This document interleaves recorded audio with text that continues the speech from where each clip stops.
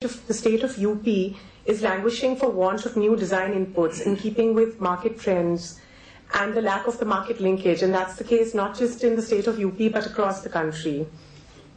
All over the world now, there's renewed interest in handcrafted and handmade products. And we in India are fortunate to have such a diverse array of craft and handloom, which really needs resurgence. Of course, there are people who've been working in this field for so many years, and we're so fortunate to have them here today. The eminent experts in this field, we'd request their guidance, as Archana said, for a roadmap to the way ahead to fully exploit the potential and ensure that our rich traditional craft-related livelihoods thrive. There's a great need across our country to establish market linkages, especially for craft, and help refine products that's relevant to today's lifestyles and consumers.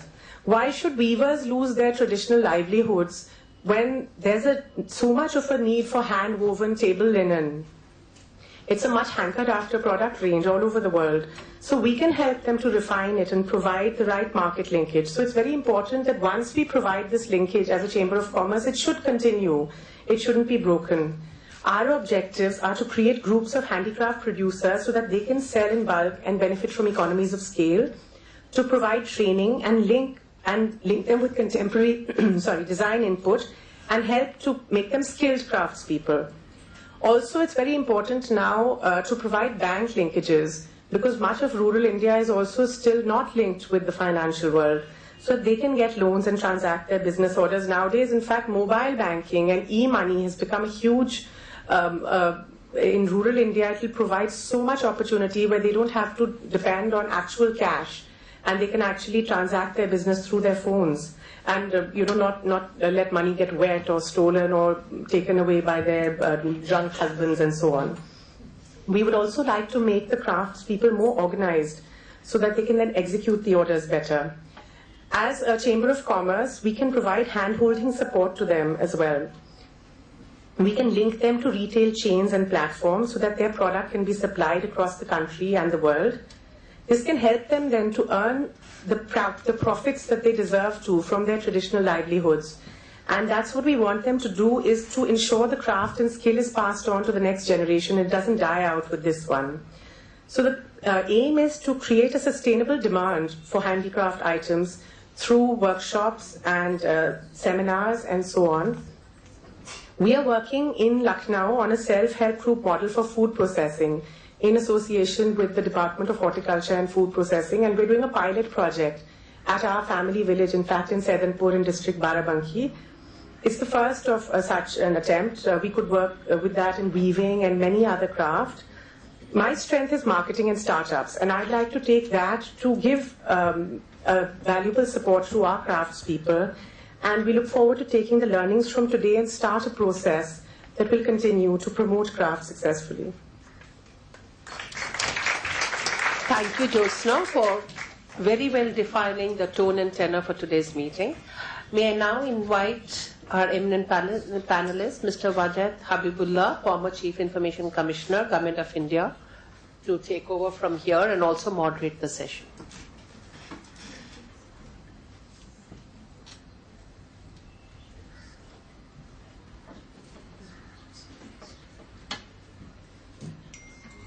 Mrs. Archana Gupta, distinguished guests on the panel, ladies, and I think there are about 4 gentlemen.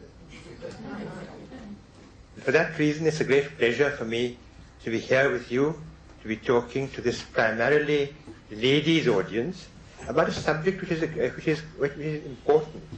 And therefore, let me start by congratulating Flo for having taken this initiative, because I have believed for a long time that it is an initiative that has been long in coming, but is vitally required for a further leap forward in our whole handlooms and handicrafts industry.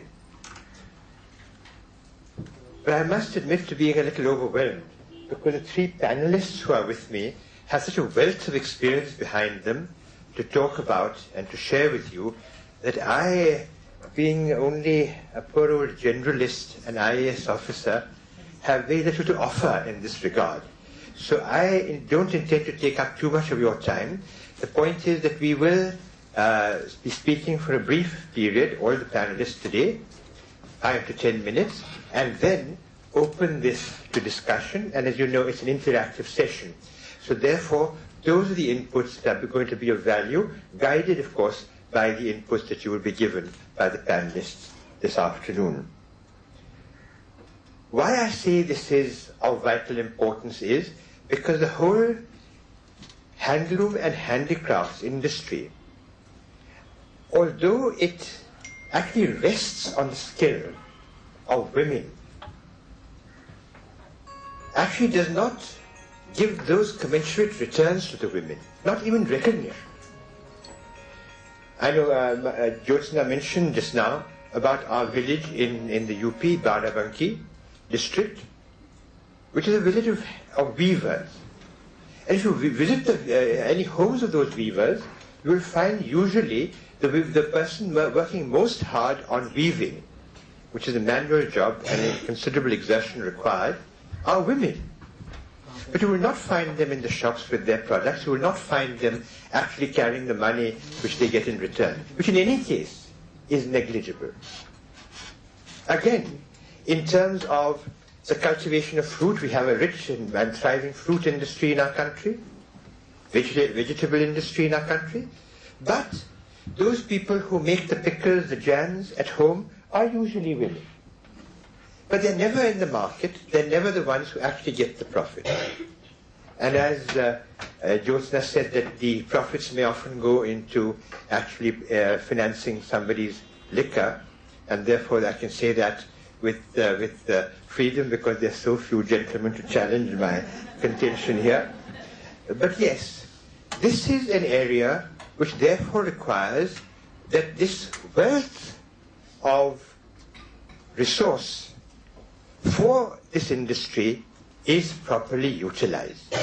Then you have the product. Our handicrafts, our handlooms are the richest in the world. The richest, mind you, I say. Not among the richest. The richest in terms of their diversity, tradition, in terms of their wealth. Our greatest competitor in the international market, so far as textiles is concerned, and that I can say with authority, is of course China, and its production is much greater than ours and looks as though it is even going to go greater. But where are we superior? We are superior because of our diversity imbibed through our crafts industries, for which there is no rival across the country, across the world. And therefore, even though we may not be producing as much in terms of textiles as some other countries, the quality and the potential quality of our textiles cannot be rivaled.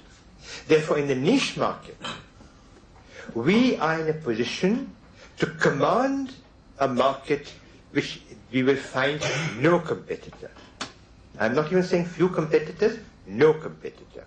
But what does that require? That requires what exactly you are planning to do. And hence, my congratulations to you for having taken on this enterprise. On the other side, you may say that, okay, we are going to do this, Flo is going to do this, but how do we carry this forward? What is government doing? And I suppose that as a former Secretary of Textiles, I'm expected to expand on that. Certainly. The government has a number of schemes. I won't go into those details, it's taking a long time to explain.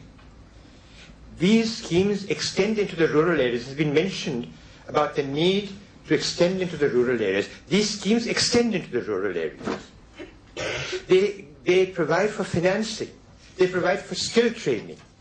They provide for clustering units so that, individual units may not be economically viable. Working in clusters, they can form groups which are economically viable. All these schemes are there.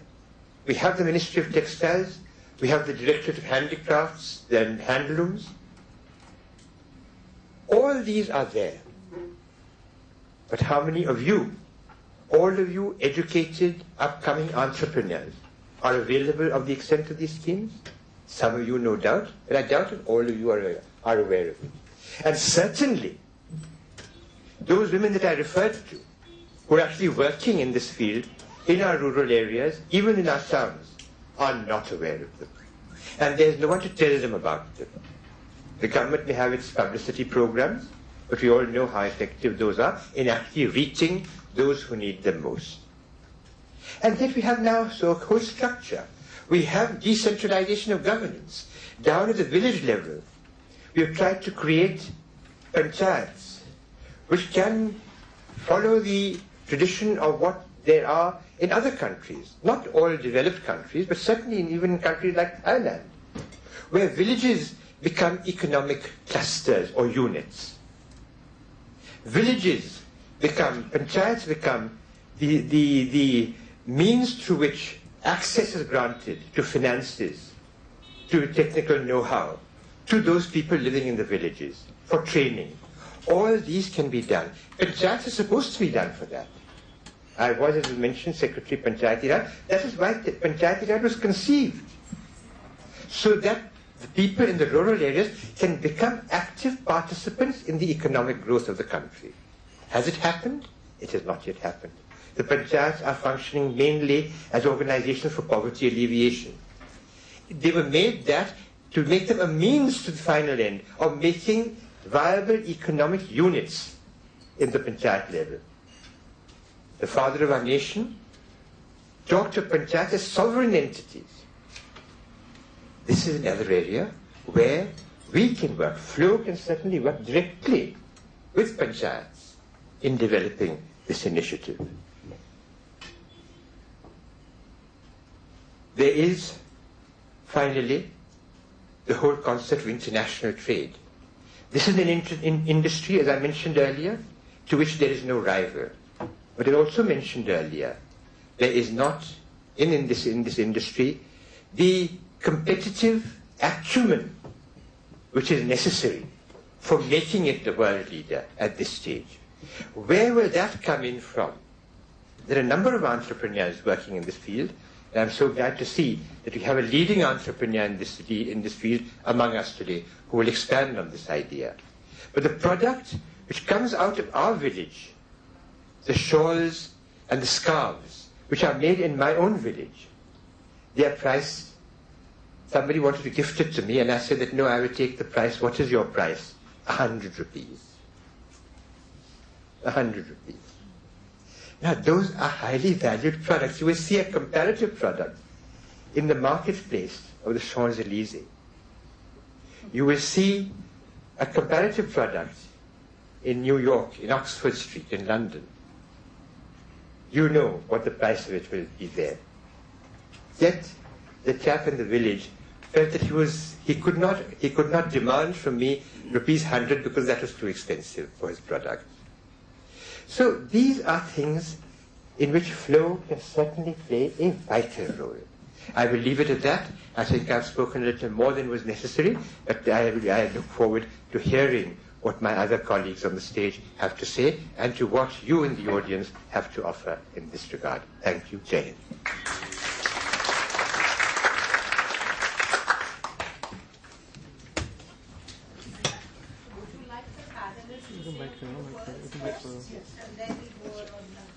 As I said, each of the panelists will say something and then we will go in for a discussion. So since you've asked me to moderate this, may I now request Jaya Jaitley to make her presentation. Thank you.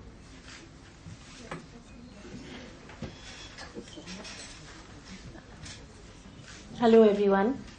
Thank you for inviting us here. This subject has been on everybody's mind for some time now, and of course all of us have been slugging it out for many decades. In fact, this hall is reminding me there are so many familiar faces, but the last time I came here was for a very